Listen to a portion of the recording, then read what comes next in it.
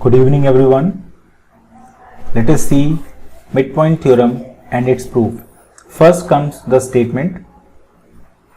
Statement is very simple. Before that, let me draw a diagram. Then it will be easy for you to relate the statement. Suppose we have a triangle A, B, C in which you are given midpoints of two sides. Suppose this point D and this point E are the midpoints of given triangle. So this D is midpoint of AB, E is midpoint of AC. So the statement says if you join these two midpoints, then this line segment DE is parallel to this line BC and is half of it. So we can write in short, if D and E are midpoint of two sides, then DE is parallel to BC on the third side and is half of it. This is the theorem. Okay, let us write the statement now.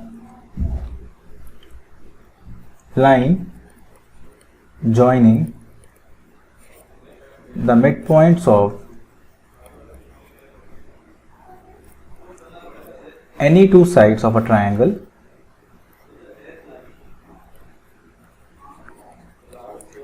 is parallel to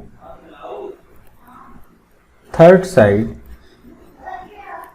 and is half of it. So as I said, line joining the midpoint of any two side. In our case, I have taken two sides as AB and AC. So you can see we have midpoints D and E, and this is the line joining the midpoints of two sides of a triangle is parallel to third side. You can see these two are parallel and is half of it. So this is the theorem. Now we will see its proof. Before that, let me show you other two cases. Suppose you take side AB and BC. Suppose the midpoint of AB is D, the midpoint of BC is F. In this case also, if you join the midpoint of two sides of a triangle, then this line segment DF is parallel to AC and is half of it. And the last case, same. If you draw like this and you take midpoint of these two sides as E and F, then this line segment joining these two midpoints will be parallel to AB and is half of it. Now let us see the proof of this theorem. So proof. You need to understand what you know and what you want to prove. Okay. So let me draw the diagram first. We know this triangle right now. Suppose the triangle name is ABC, and given to us is that there are two midpoints D and E. And let me join like this. We have to prove that this DE is parallel to BC and is half of it. So what is given to us, let me write here, given D and E are midpoints. It is understood that they are midpoint of AB and AC because we have drawn the diagram, no need to write. Second thing is, we just have to write the to prove part now. To prove that DE is parallel to BC and DE is equal to half of BC. We have to prove these two things. Now the question comes, how we can prove this? If you see and observe the diagram, we don't know any other thing. So we will never be able to prove this. So this parallel term is coming over here. This gives me an idea of parallelogram. Maybe these questions need a sort of construction. So let us try a construction in this question. So construction, extend DE and draw a line through C through C parallel to AB intersecting DE extended at F. So what is the construction? We are extending this line DE like this, and okay, as it is a extension from our side, we should draw a dotted line. So one second. So it is a construction. We are extending first the line DE, then we are drawing a line through C which is parallel to AB to cut this extension DE at point F. So we have assumed that this CF is parallel to AB. We have drawn in such a way that CF is parallel to AB. Okay. So now let's start the proof now. Our ultimate motive is to prove that this DBCF is a parallelogram, because as soon as we prove that, our theorem is proved. Now we have to think how to prove it a parallelogram. First of all, let us observe one thing. In these two triangles, what do we know? In triangle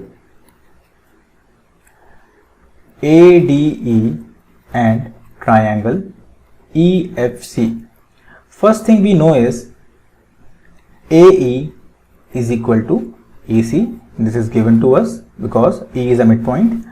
Second thing, if I make this angle 1, if I make this angle 2, we can say angle 1 is equal to angle 2 because vertically opposite angle, this was given.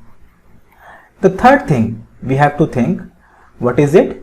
If this AD or this complete AB and this complete CF are parallel, can't we say that this angle 3 is equal to this angle 4 because they are vertically opposite angles? So we can say angle 3 is equal to angle 4. They are alternate interior angles, so because they are forming a Z like this, and we have construction such a way that these two lines are parallel, so we can use this thing over here. If you see, we have a angle, a side, a angle, so we can say by angle side angle criteria, triangle ADE is congruent to triangle. Now let us see what is the name. AE and EC are coming together, so AE, so we should have EC or CE. This is I am trying to write the correct name of second triangle, and what is remaining? F. So either of these two is correct. We have to check which one is correct. Okay, let me see. Angle 1 and angle 2 are coming equal. Angle 1 is E, angle 2 is also E. So we have to see E is at third place over here, E is at third place here. So this means this name is wrong. This is the correct name. Now let us utilize this congruency thing. We can say that this AD, which is first and second, and this CF, which is first and second, are equal because they are corresponding parts. We can say AD equal to CF because corresponding parts of congruent triangles. One more thing, we should not forget that AD is also equal to DB. Why? Because D is a midpoint. We can say also AD equal to DB because it was given to us that D is midpoint. So what we can say from here is, as left hand side is equal, therefore right should also be equal. So we have got a very useful thing from here, that CF, this portion, is equal to DB, this portion. So we can write from here, therefore CF is equal to DB. And for your information, we have already done this by construction that CF is parallel to AB, implies CF is also parallel to DB because DB is part of AB only. So from these two we can say, hence DFCB is a parallelogram because one pair of opposite side is equal as well as parallel. So we have proved this DFCB a parallelogram. Now things are very easy for us. We can say complete DF is parallel to complete BC, so half will also be parallel. So we can write like this, Now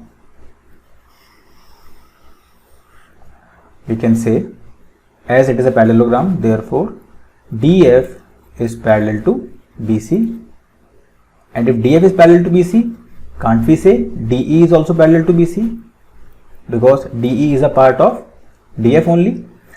Second thing, we know that complete DF is equal to complete BC, and DF, okay, we have not proved this thing in CPCT. This can also be proved that DE is equal to EF. How? Let us write it also here. We can see this DE is second and third, this FE is second and third. So we can say one more thing by CPCT, DE equal to FE. This is also by CPCT. We can use it here. This DF can be written as DE plus EF is equal to BC.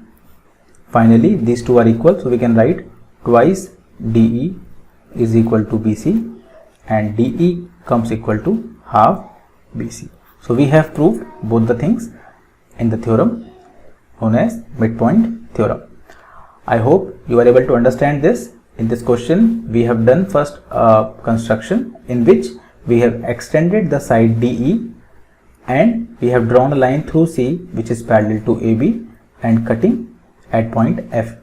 Then we wanted to prove this DFCB a parallelogram, for which we used this thing. Okay,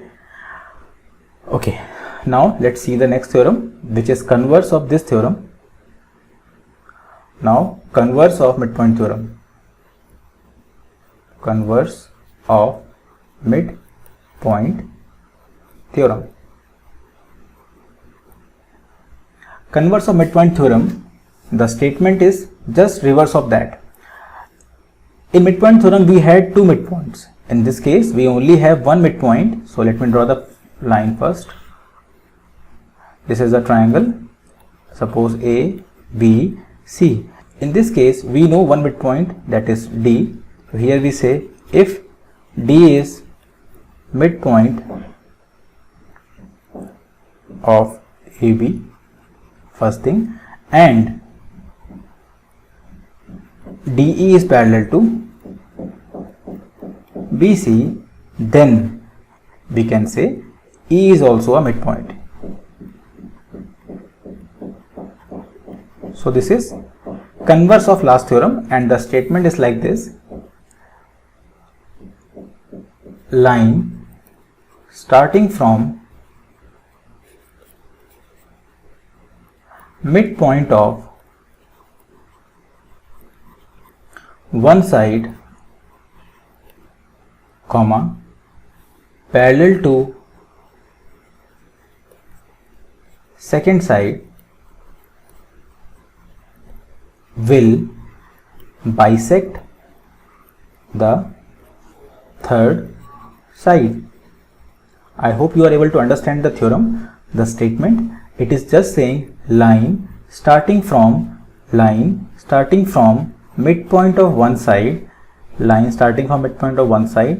going parallel to second side is this one, will bisect the third side. This is known as converse of midpoint theorem. Let me show you other cases. They are very much similar. So I am doing an animation while doing this, so you can understand in better way. Suppose we have a midpoint here F. So this is the first side as per us. Okay, this is the second side and this is the third side. Now try to relate the theorem. I am saying line starting from midpoint of first side going parallel to second side will bisect the third side. I hope you are able to understand. Okay, now we will have to think how to prove this theorem. Let me call this point E. So let's see the proof of converse of midpoint theorem. Again we have a triangle with us. Let us write the given parts.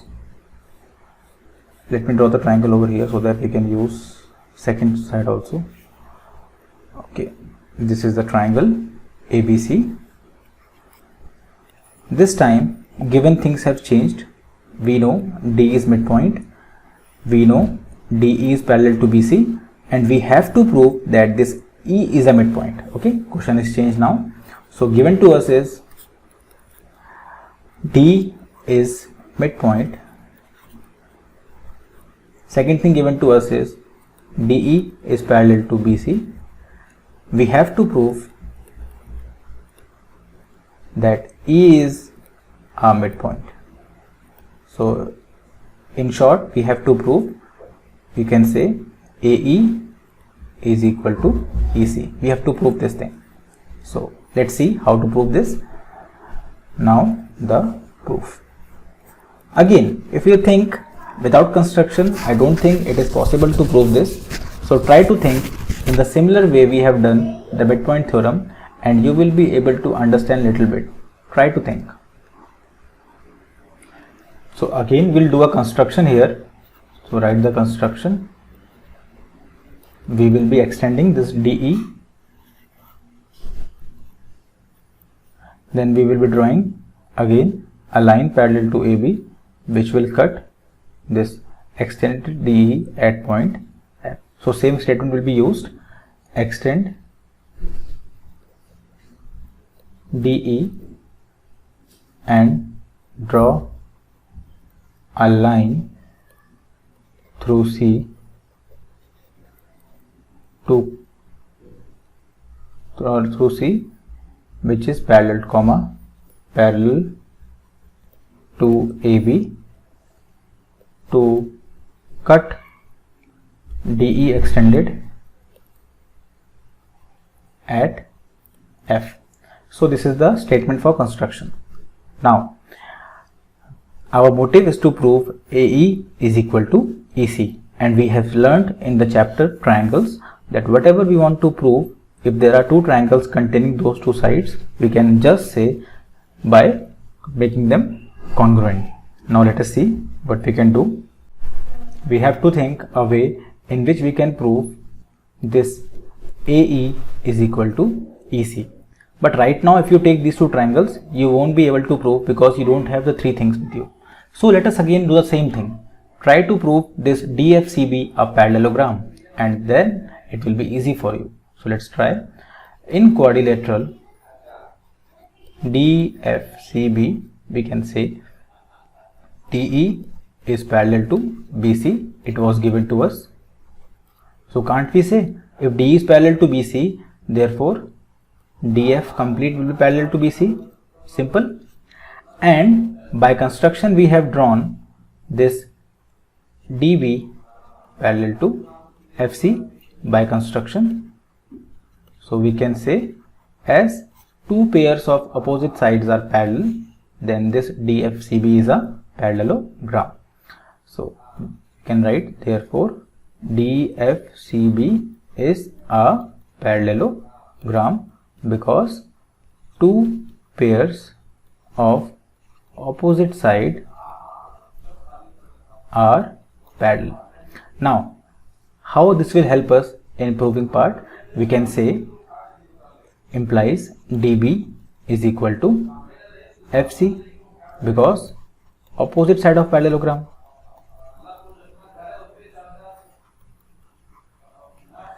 And if you understand, this DB is also equal to AD because D is a midpoint. So you can say also DB is equal to AD.